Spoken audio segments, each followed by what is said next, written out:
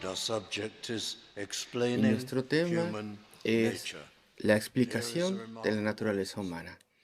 Y aquí tenemos un salmo maravilloso del rey David y casi es idéntico a otro salmo, pero aquí hay un poco más que en ese otro salmo, tal vez un versículo más, pero de otra forma, pues prácticamente es lo mismo que ese otro salmo.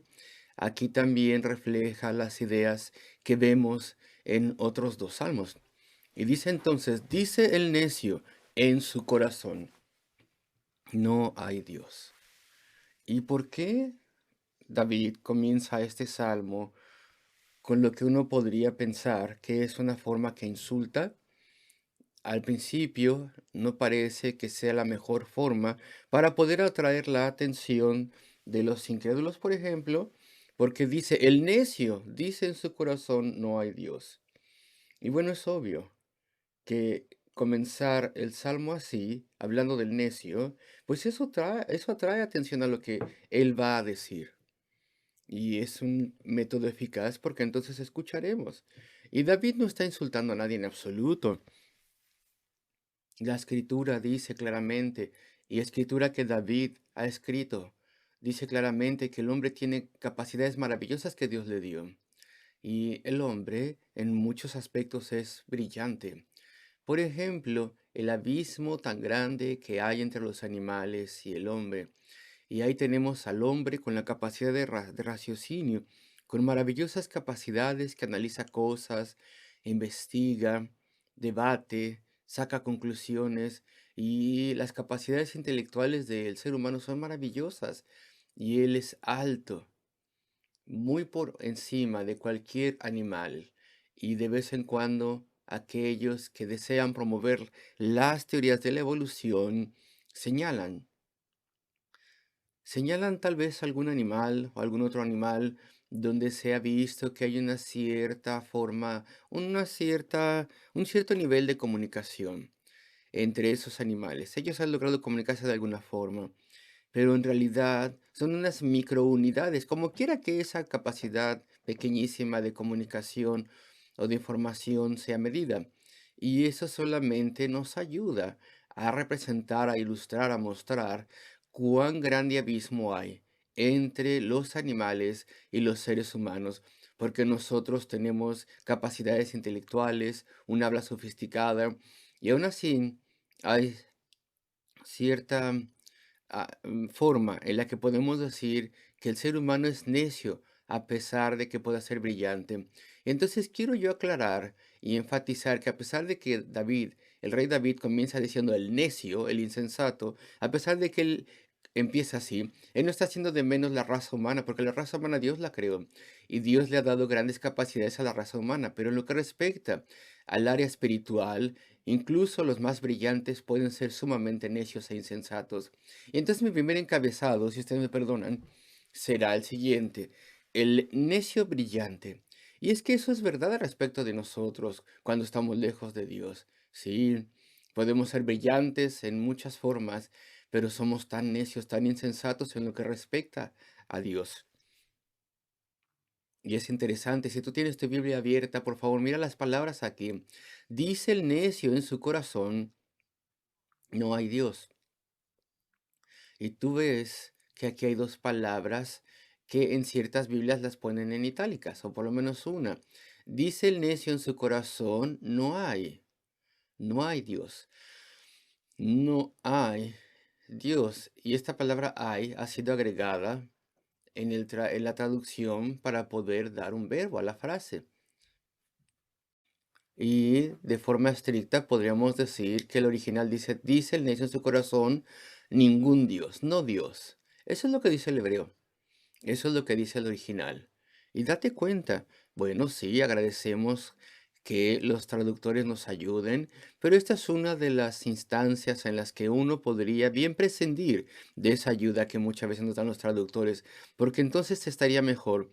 El necio, el insensato, no hay Dios, no Dios. Y no estamos teniendo aquí un enunciado de los ateos de que no existe Dios, sino lo que dice aquí es ningún Dios Olvídense del hay, olvídense del verbo. Esa es una exclamación de resistencia. No Dios, ningún Dios para mí, no. Él no está negando que hay un Dios, esa persona, sino que simplemente está en la posición en la que responde, no, ningún Dios. Si alguien le quiere hablar de Dios, dice, no, ningún Dios. No hay Dios para mí, no, Dios para mí, no, gracias, no. Y eso es lo que dice aquí. Dice el necio en su corazón, no Dios para mí. Eso sería una forma correcta de traducirlo. Y eso yo creo que nos ayuda, porque este no es un enunciado que quiera decir no hay un Dios en absoluto, aunque muchos, claro, dicen eso. Es un enunciado que dice, yo no quiero a Dios o yo no creo en un Dios que de hecho me esté observando. Y estas palabras son dichas con respecto a los israelitas. Y ellos fueron entrenados en religión. Ellos adoraban. Y nosotros sabemos que esto se dice a ellos. Y el Salmo es al respecto del pueblo de Dios, de ese pueblo que adoraba. Y aún así, muchos de ellos estaban haciéndose tontos. Y en sus corazones, ellos no lo decían de forma abierta, tal vez. Ellos no exclamaban esto, no lo decían, pero en sus corazones decía, no, ningún Dios. No, eso no es para mí, Dios no para mí. Yo no creo en un Dios que de forma personal me observe. Yo no creo en un Dios que me va a hacer, me va a llamar a darle cuenta. Yo no digo que no haya un Dios, aunque muchas personas dicen eso, lo sé. Pero esto incluye a las personas que dicen, no, yo no estoy discutiendo si hay un Dios o no, no.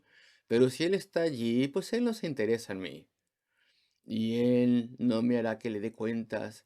Y Él no va a señalar mi conducta, ni tampoco va a escudriñar mi corazón. Esa es la idea que se tiene aquí.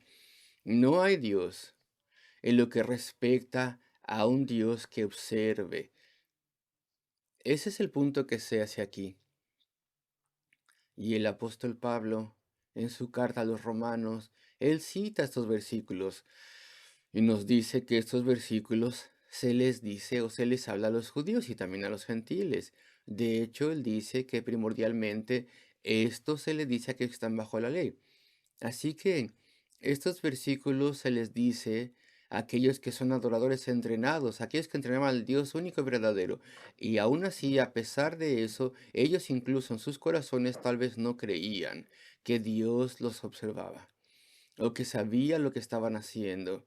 Y eso es lo que se describe aquí como necedad. Ya sea que te quieras deshacer de Dios por completo, o si simplemente digas vagamente está ahí, pero yo no me apego a la idea de un Dios de que me observe, un Dios de que se preocupe al respecto de mi conducta personal. Y eso es lo que está siendo descrito aquí como necedad. Dice el necio en su corazón, no hay Dios. Dios se ha olvidado. Dios nunca verá, dicen otros salmos. Lo dicen de forma un poco diferente.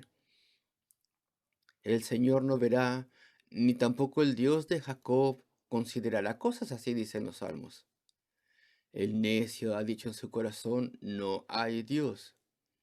En sus corazones, ya lo mencioné, no que lo digan de forma externa, abierta, sino para confortarse, para consolarse ellos mismos.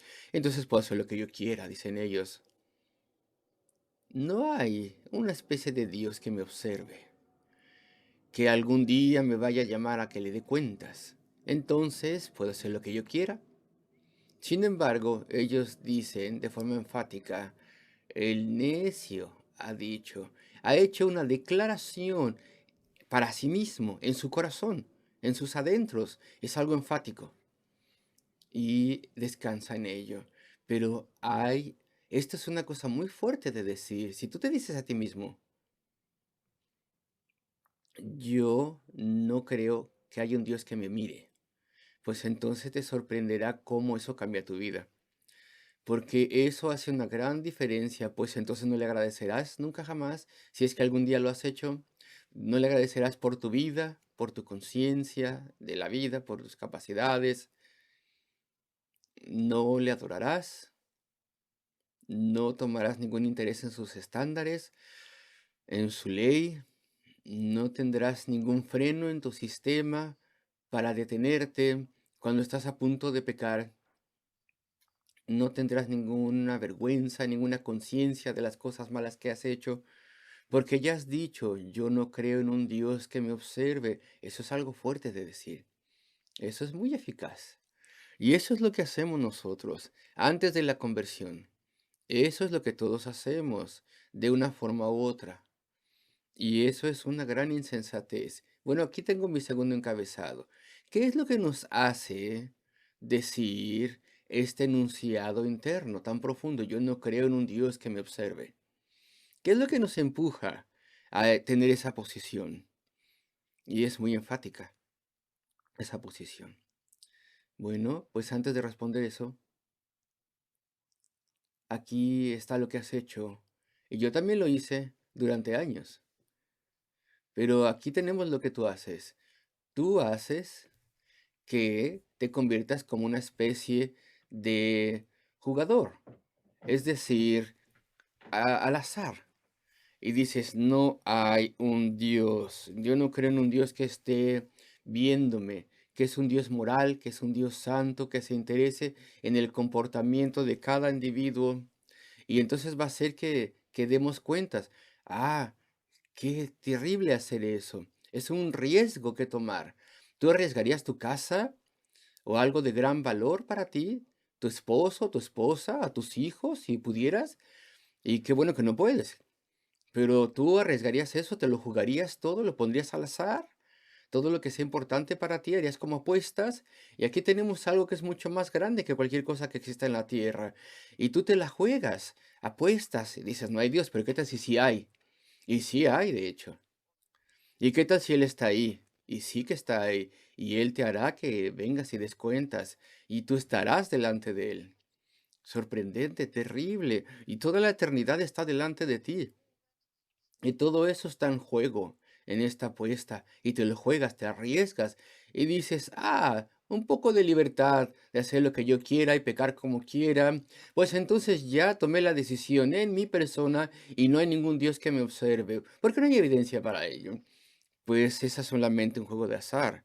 Y dices, yo no soy una persona que le gusta las apuestas, yo no soy así, pero es que esa es el más grande cosa arriesgada que estás haciendo. Y entonces el rey David se justifica y habla bajo inspiración de Dios y dice, el necio, el insensato, dice esto, el necio, el insensato, tú tal vez seas brillante, pero tal vez eres un insensato, un necio. Porque estás jugándotela, estás arriesgándote, estás apostando. Es una cosa, una tontería suprema. Lamento decirlo así, pero si tan solo pudiera afectarte y mostrarte el peligro y la necedad de esto, pues entonces te sería tal vez una gran bendición. Y frecuentemente obtienes las conclusiones erróneas usando evidencias erróneas. Por ejemplo, miras a tu alrededor y ves gente mala y se salen con la suya aparentemente. Y ese hombre ha vivido una vida malvada y tiene una fortuna ahora y pisotea a las personas. Y como ese personaje de hace años que tiene casas y las renta y explota a las personas y mírale, ahora es muy rico y ya tiene 90 años y está tranquilo, está contento. Y tú piensas y dices, no puede haber un Dios. Y miras la vida de los malvados, incluso, y los que oprimen a otros, etcétera, y obtienes las conclusiones erróneas. Si otras personas se salen con la suya, pues entonces no puede haber un Dios que nos observe, pues yo puedo hacer lo que quiera también. Pero eso es un razonamiento necio y tonto. Porque el libro de Dios nos dice claramente que el día del juicio es al final de la vida. Y todo eso nos espera. El día de dar cuentas, el día del juicio nos espera. No te pongas a mirar cómo la gente se sale con la suya aparentemente con el ateísmo y la impiedad de muchas cosas horribles. Y en los últimos 20 o 30 años hay gente que ha hecho una fortuna despreciando y calumniando a Dios y se sale con la suya. Pues no tengas la conclusión errónea. No digas, por tanto, no hay un Dios. No, eso es un desastre. Es un razonamiento muy malo, queridos amigos. Y hay algunas personas que obtienen esta conclusión y dicen, no hay ningún Dios que me observe, porque solamente piensan al respecto de cosas que pueden ver o escuchar y tener y tocar. Y no piensan al respecto del ámbito espiritual en absoluto. Y eso es tan necio, tan insensato. Dicen, solamente creo en lo que puedo ver, solamente creo en lo que puedo tocar. Me encierro en mi cajita y tengo una vida limitada. Eso es una necedad, una insensatez, queridos amigos. Y Dios te ha dado una gran mente. No seas necio entonces. No cierres tu mente a las cosas espirituales. Después hay otras ideas erróneas al respecto de Dios. Y no fue hace muchos años, pero hace poco tiempo, de hecho, había una persona famosa que escribía y escribió en un artículo que él no podía creer en Dios. Y este era según su argumento poderoso. Decía que él conoció a una persona unos padres que perdieron a su pequeñito cuando el pequeñito era muy chiquito. Dice, qué trágico, qué lamentable, qué doloroso es para ellos. Y debido a eso, este presentador, este hombre inteligente que debate con las personas en el radio, este locutor de radio, debido a eso decía yo, entonces por eso no puedo creer que hay un Dios.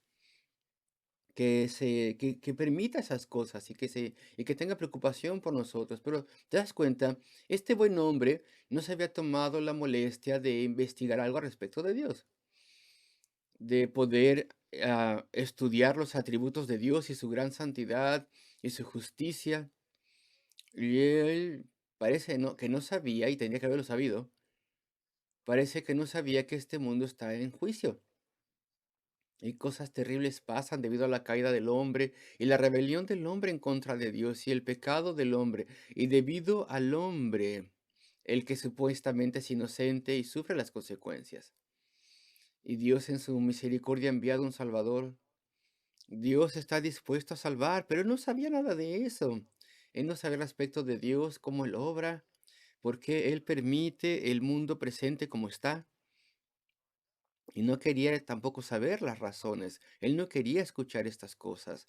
Y así es como nosotros somos. Somos insensatos, no escuchamos la Biblia. No escuchamos a Dios, la explicación que Él tiene de las cosas. Y eso es lamentable. Y después, si tú quieres creer que no hay un Dios que te note, que te mire y que escudriñe tu vida y que Él no está activo, pues o tal vez tú no quieres creer en Dios en absoluto. Pues esa es una necedad, una insensatez, porque como ya se ha dicho antes, durante generaciones uno ha creído en un efecto sin una causa. Hay una ley que nos dice que no hay nada que pueda hacer un efecto sin una causa. No se puede tener un mundo sin un creador. No se puede tener una creación sin una mente, sin un comienzo. Es imposible. En ninguna parte en el universo presente hay ningún ejemplo que el hombre conozca de un efecto que no tenga una causa. Entonces, si tú verdaderamente quieres decir que no hay un Dios, pues entonces has roto las bases fundamentales de causa y efecto. No se puede decir eso es una tontería, es un razonamiento insensato, eso no puede ser. Entonces dejas a un lado la única cosmovisión creíble. ¿Qué es este mundo? ¿Qué son los seres humanos? ¿Cómo explicas la naturaleza humana, el comportamiento humano, la conciencia humana?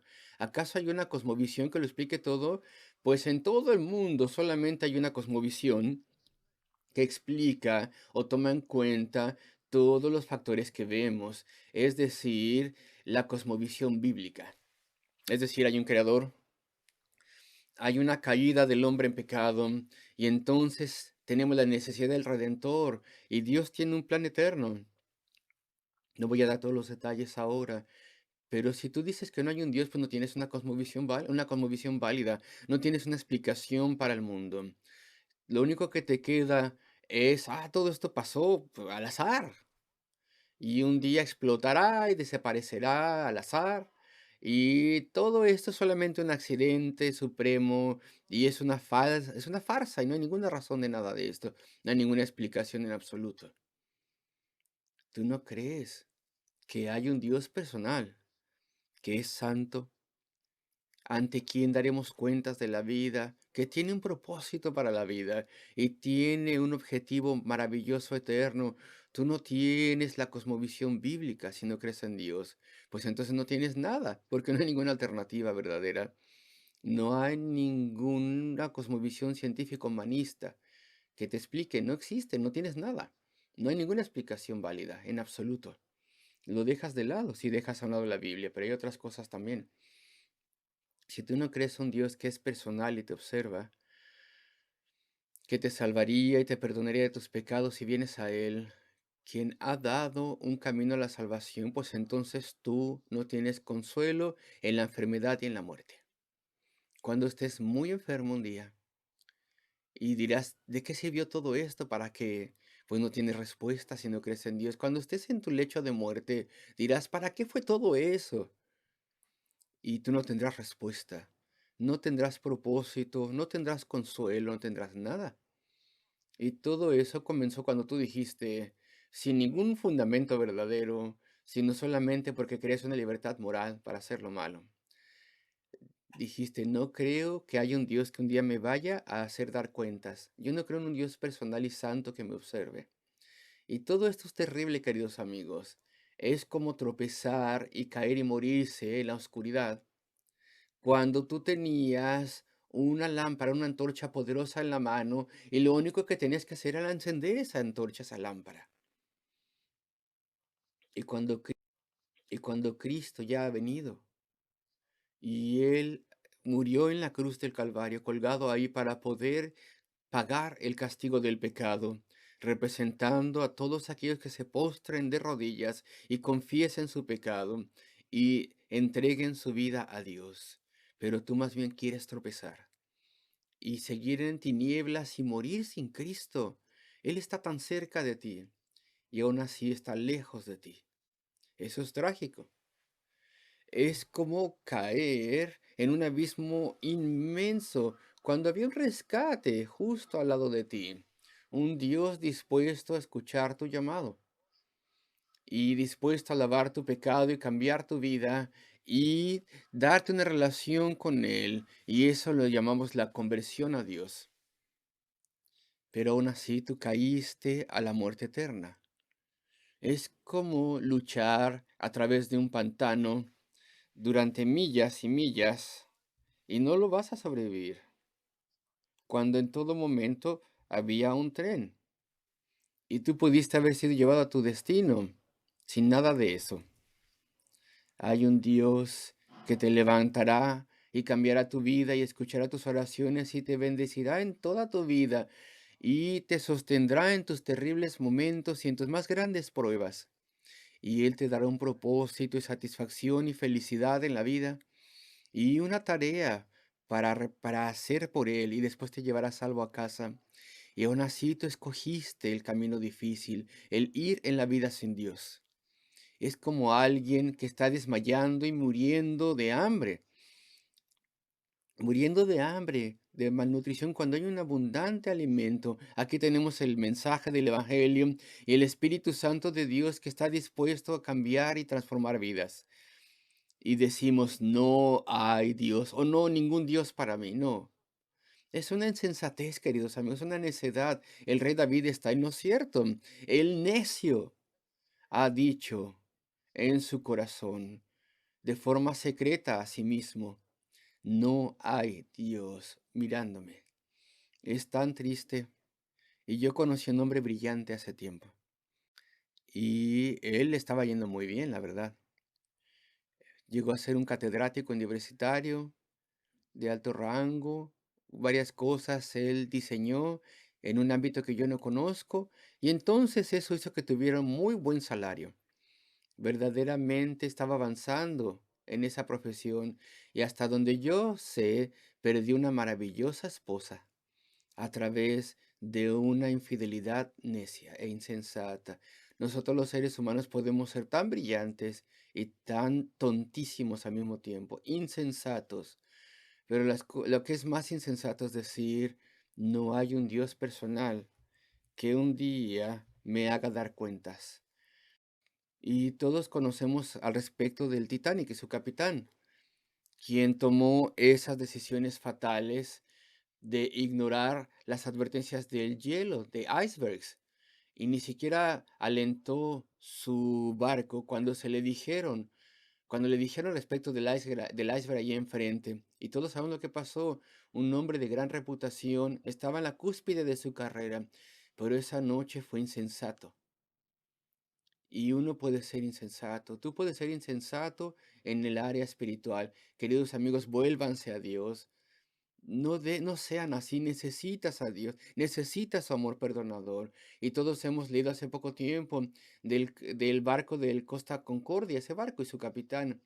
Él llevó su crucero en una isla, muy cerca a la isla, de una isla, y perdió vidas, y hubo sufrimiento. ¿Y por qué eso? Eso estaba presumiendo. Quería mostrarle a algunos pasajeros cuán cerca podía ir de las piedras. Y se dice que él había sido un hombre brillante, pero fue un momento de suprema insensatez y necedad. No seas necio en esta área. El necio en su corazón ha dicho, no hay Dios. Bueno, el resultado es inevitable y mi tiempo ya se fue. Mira el versículo 1 entonces. Se han corrompido e hicieron abominable maldad. No hay quien haga bien.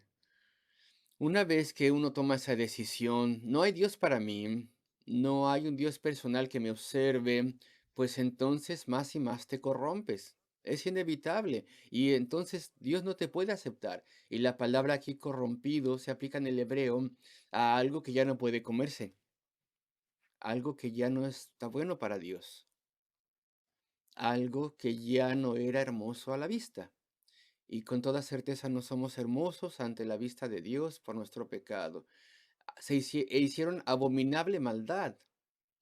La palabra hebrea dice cosas sucias, cosas muy sucias que podemos hacer, cosas terribles, iniquidad, maldad. Y la palabra significa cosas torcidas, cosas pervertidas, torcidas. No hay quien haga bien.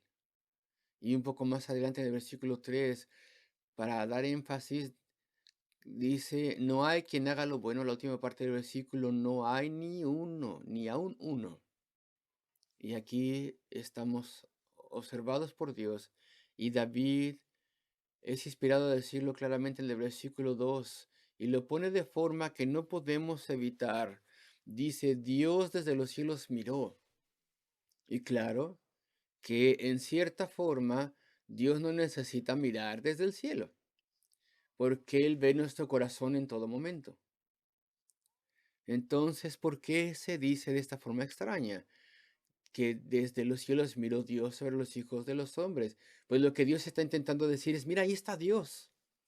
Y su maravillosa, santa y penetrante mirada está volteándote a ver a ti.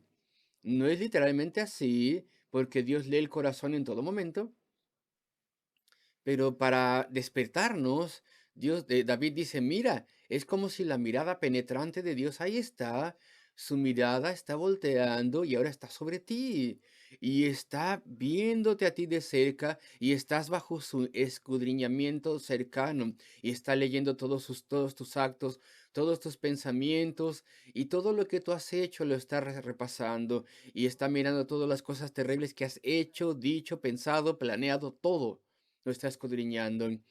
Y esto que está señalando David aquí, Dios desde los cielos miró sobre los hijos de los hombres para ver si había algún entendido. Uno por uno nos escudriña, para ver si había alguno. Él estaba mirándonos a cada uno, a ver si hubiera uno que entendiera, que buscase a Dios. Si Él mira nuestro corazón y Él te mira a ti o a mí, Él pensará que tú eres alguien que entiende que eres un pecador. y que necesitas el Salvador, Él te verá como a alguien que entiende que necesitas un nuevo corazón y necesitas caminar con Él. Dios desde los cielos miró sobre los hijos de los hombres para ver si había algún entendido que buscara a Dios. Y aquí tenemos la realidad terrible.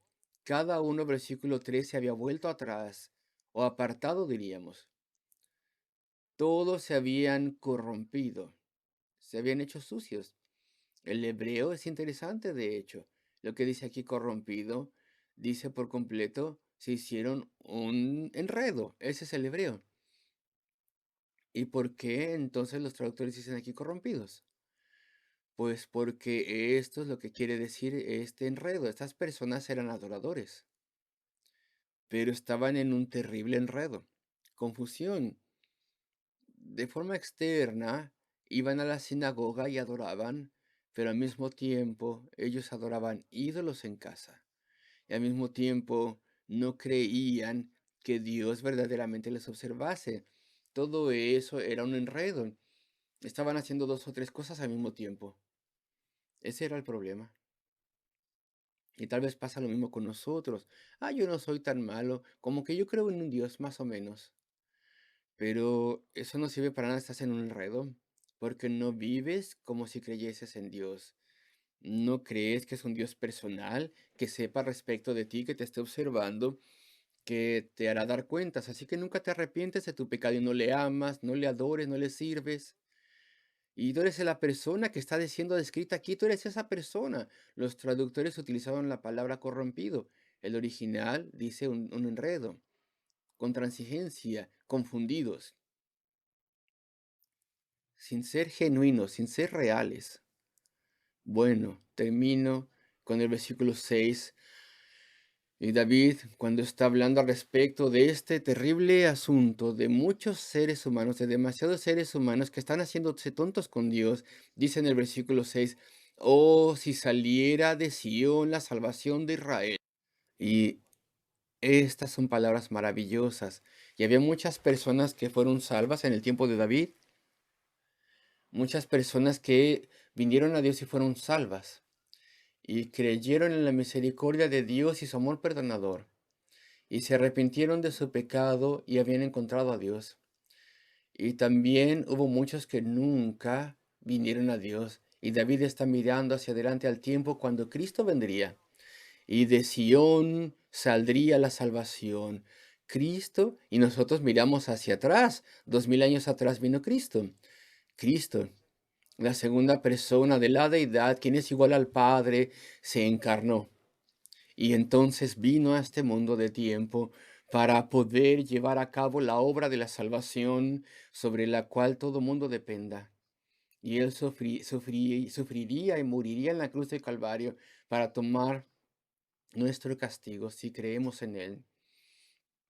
Y que el día venga, dice el rey David, cuando la salvación salga de Sión, y entonces de forma más clara será revelado cómo Dios ha hecho el perdón de nuestros pecados, cómo Él obró eso, la salvación viniendo Él mismo en la persona de Cristo. Y Él tomó el castigo de nuestro pecado, Él mismo lo tomó, de modo que el Dios Santo pudiera perdonarnos y absolvernos y cambiar nuestra vida y salvarnos. Que el día del logro de la salvación venga, dice el rey David. Esa es la única esperanza, la única forma. Y queridos amigos, tenemos que dejar de lado la insensatez. No pensemos que Dios no se preocupa de nuestra vida. Hay que creer que Cristo vino a sufrir y morir para salvarnos del pecado. Ríndete a Cristo y Él te recibirá. Y Él te cambiará. Y entonces caminarás con Él y le amarás. Y el día vendrá cuando Él te llevará a casa, y esta vida con toda certeza no es el final, y serás de Él para toda la eternidad. Entonces, no seas como este hombre, descrito aquí el necio, el insensato en su corazón dijo, en lo secreto, hace esta declaración poderosa: no Dios, ningún Dios para mí. Yo no creo en un Dios que me llamará a dar cuentas. No seas necio tú, querido amigo, querida amiga. Ven a Cristo y reconócele y encuéntrale. Oremos juntos.